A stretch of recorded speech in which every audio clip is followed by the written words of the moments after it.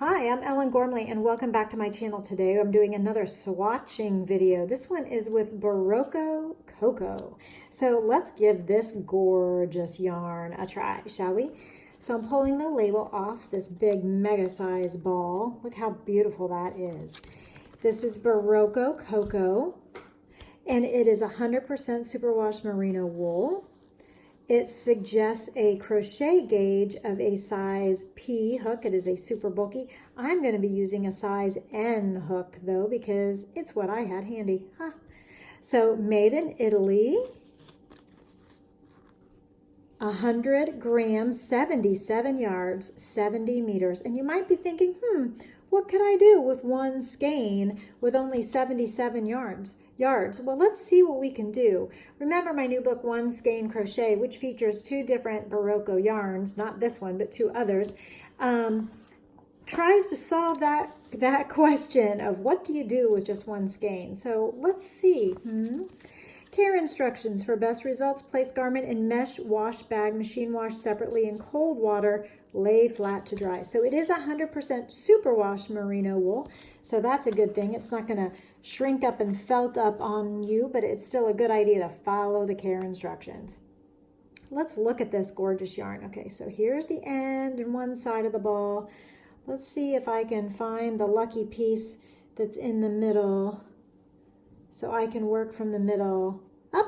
There it is, right there. I do prefer to work from the middle whenever possible. I'm going to give myself some yardage here.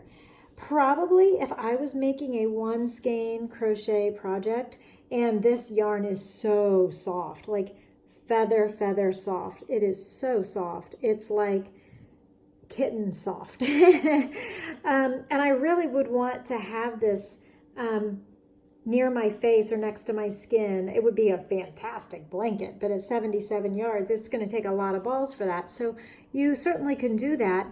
I might probably make a cowl. And if I was making a cowl, what I would do is determine the length of the cowl that I want and then try to make it as tall as possible once I've achieved the length. So, also check out the One Skein Crochet book for strategies on what to do when you have only one ball. Okay, look at this. Oh, it's so fun to play with. So this is colorway 4906. I don't know the name of it, but oh, look at that. Gorgeous. Okay, so let's get started with some chaining. So I'm just going to chain some and see. Oh, look how pretty. Really, really nice. So it's like a roving yarn. It's very fuzzy. The core of it is a very loose fiber pack. And then it's got this strand that goes around it. Let me put my hand here so it focuses more on my hand than the ball. And it's got this loose little strand. Well, not loose, but it's got a strand that binds the core of it. So very, very nice. Okay, just do some more chains. It's very soft. With a yarn this super bulky size 6, it is going to work up quickly. So I'm going to, that's about 5 inches. Let me do a little bit more. It's going to work up really, really quickly. I'm going to turn I always start my swatching with single crochet. So let's do some of those, shall we? Ooh, big, fat, chunky, yummy single crochets. Thank you to Berroco.com, Berroco Yarns, for letting me test out this lovely yarn. It's very soft. I can't get over how squishy and soft it is. This yarn, you may have remembered, was originally in the unboxing of Berroco's Fall and Winter 2019 collection. So go check out that video if you want to see this and lots of other yummy yarns from that collection. I also did a swatching video of another yarn from the collection called Sesame, so go take a gander at that video too. So I'm just doing some single crochets here first. Look at that. Look at that. This yarn does not need, I can already tell, does not need a fancy stitch pattern because the colors are so pretty that it's gonna do all the work itself. So it's a very short color change, as you can see. Like I'm not even getting a whole stitch, a whole single crochet. and I'm already changing colors so quickly. So a short color change means that you're not going to see an intricate pattern. So you totally could do like a cable crochet with this, but you're not going to see the cabling as clearly with such a changing color yarn. So I probably would stick with something rather plain in terms of stitch. And you know what? I might go ahead and weave in my end because I might keep going with this. I like it. So a kind of grid or solid stitch pattern is really going to show this type of color change off to its best advantage. Now, I would say that even if it were a fine yarn or a sock yarn or a DK weight yarn, no matter the size of the yarn, when you have short color changes, then if you have an intricate stitch pattern, it kind of gets a little bit lost because the star of the show is the color, and we want that to shine. So to emphasize or show off this yarn, I'm thinking a solid stitch pattern is going to work best. Now, I really like this so far, and I might end up keeping it and not unraveling it after the video because it is so soft and squishy. But let's do some taller stitches too, so you can see what those look like in this lovely yarn. I don't think I'm going to do Tunisian in this yarn because I don't think I have a hook big enough in a Tunisian style or Afghan style hook. I probably do in my interchangeable. I'm going to just chain one and then double crochet in the first chain, and then just pretend that first chain doesn't even exist. Let's do some tall stitches. So let's do some double crochet here. I did not count how many chains we started out with, so I don't know if I did a chain one, skip one. If that multiple would work out, we can always give it a try on the next round, or next row rather. Look at that. Ooh, what do you think? I think I like the double crochets even better. Let's continue this row of double crochets. It just reminds me of rabbits. I love rabbits. They're so soft and cuddly, and I think that these colors just remind me of rabbit, and it feels so soft. It feels almost like an Angora but it's all wool. It's 100% superwash wool. Let's do a couple more double crochet. I like these taller stitches even better than the single crochet. What do you think? And I think that these are very bunny, but very naturally occurring bunny type colors for this particular colorway. Ooh, so nice. So what would I make out of this? I absolutely would make a hat. I absolutely would make a scarf. I absolutely would make a cowl. I absolutely would make a headband, boot cuffs, maybe for the top of a boot. Oh, so pretty. I would definitely do that with this yarn. Would I make a sweater? You know, maybe.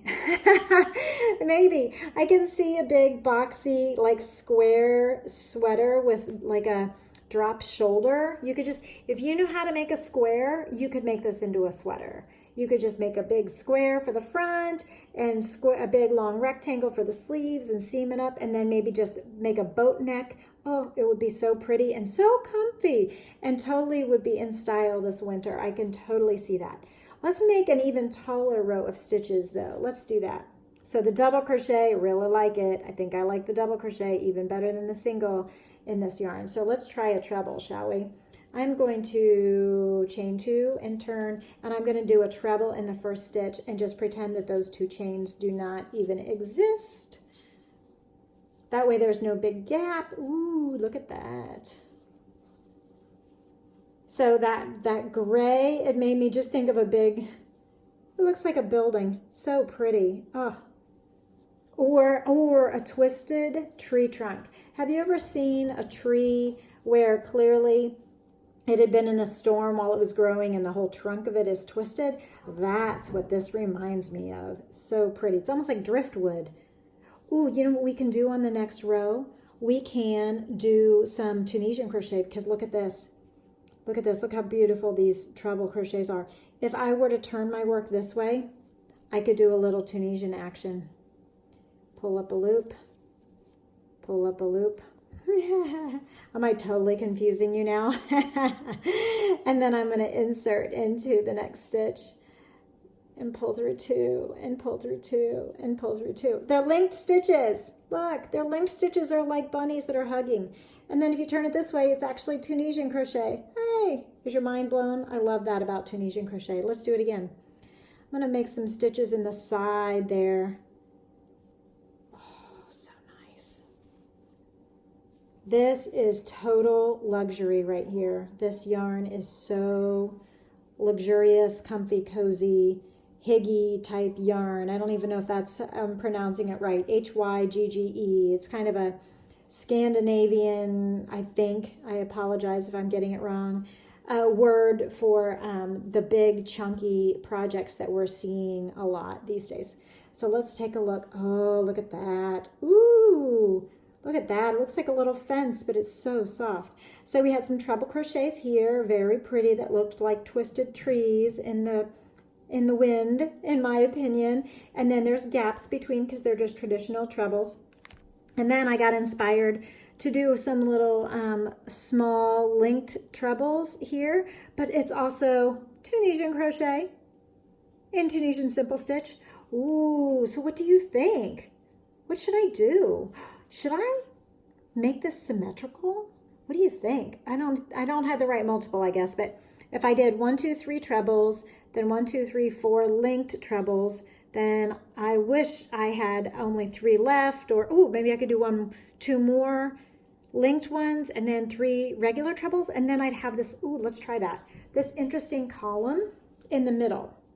So let's pull up some loops 2 more times and see what's happening. So my friends, you are seeing me right now designing on the fly, which I am often want to do because I am a organic designer. I like to just start out without a plan and just see what happens. Very, very rarely do I design something ahead of time and then stitch it. So look at this. And now I'm going to make 3 regular trebles. Maybe you can't see with that big ball there. So let's make regular trebles here for the last 3 stitches. And then let's see what it looks like. I really do like how this is looking in the taller stitches even more than the shorter ones. So let me make this final stitch and then I'll lay it down and we'll look. So, ooh, look at that. Okay, so can you see it? So you can kind of see what I mean about short color changes with, like, you can't, when the stitch pattern gets more intricate, it kind of loses the definition of the stitches. And I love crochet so much that I do love a defined stitch. But look at this. So it almost changes direction. So remember, I had row 1 and 2 are single crochet. Then row 3 is, this is the back side of doubles. Then row 4 is this interesting, maybe that helps you see it better, couple of treble crochets here. Then this grouping here between my thumbs was all the linked treble Tunisian simple stitch on the side panel, and then 3 more trebles on the end. So I'm creating this little, I don't know,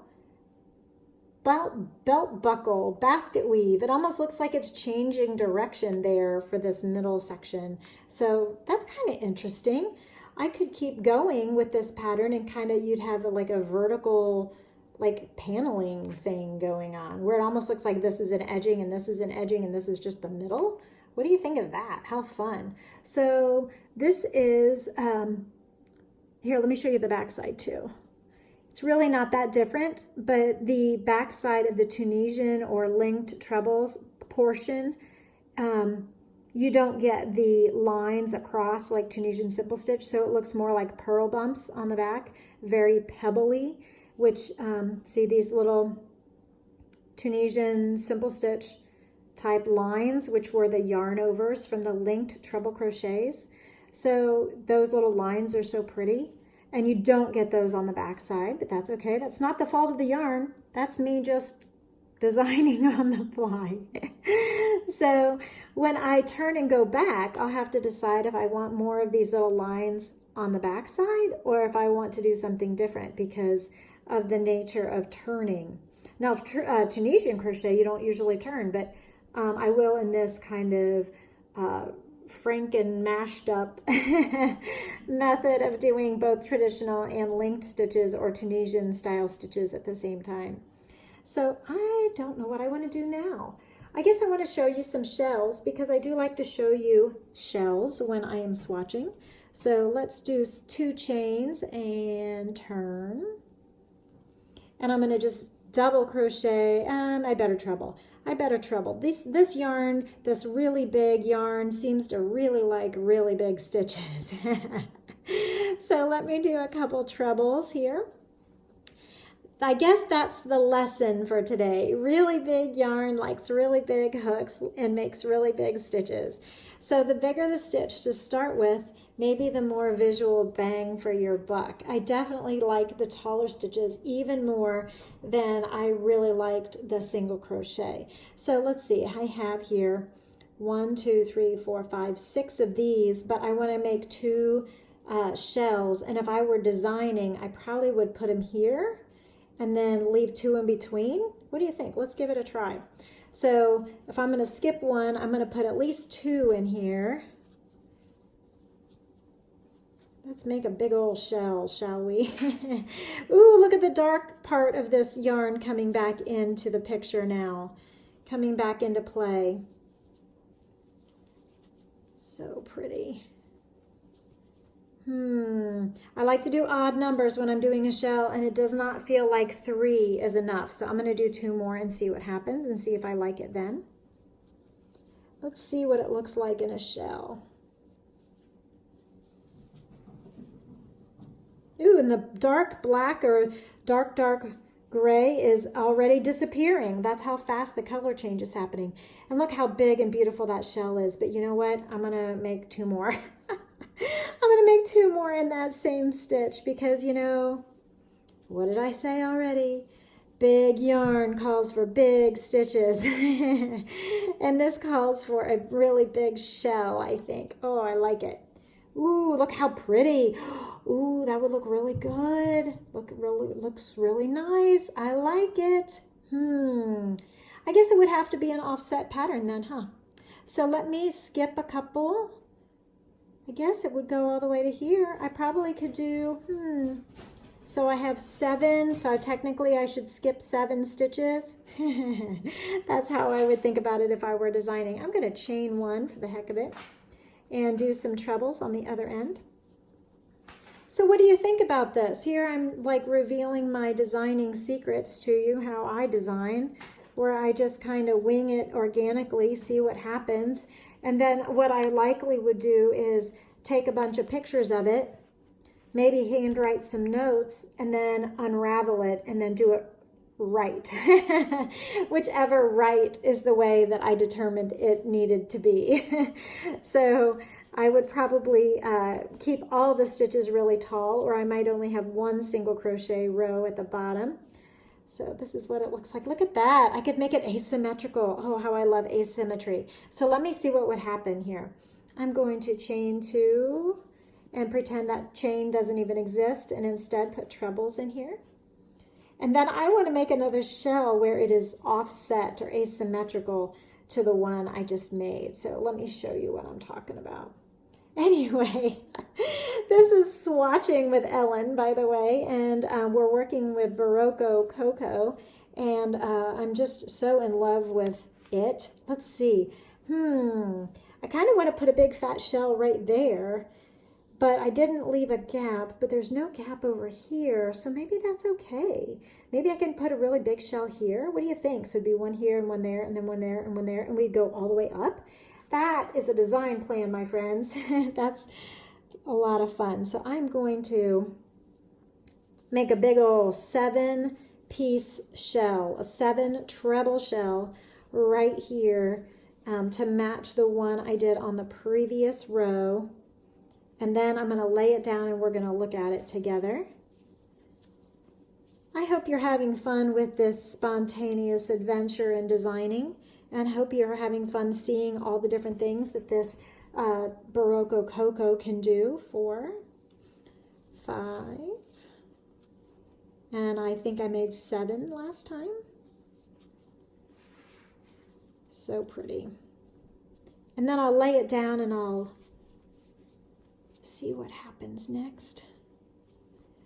I'm going to give shout outs today to Patrice M, Susanna L.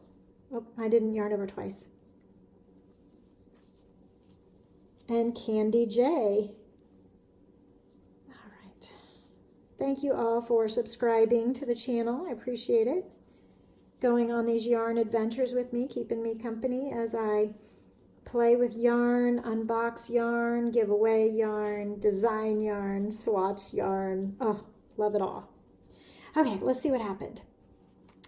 What do you think of that? That is interesting. It looks like it's starting to flare a bit, so I have too many stitches here in the middle, but that's okay. Hey, that's what you would call internal shaping right there, my friends, where you place the increases in the middle of the fabric and keep the edges of the fabrics the same. And so we've got some internal increasing happening here, but look, it's fun. There's no wrong way to crochet, my friends. So I hope that you have enjoyed this spontaneous play with yarn play, yarn extravaganza. So we've looked at some short stitches, some double crochets, some treble crochets, some linked double crochets, ones that are Tunisian simple stitch, and some shells. So I hope you've enjoyed this exploration of Berroco Coco, and I will catch you next time. Bye.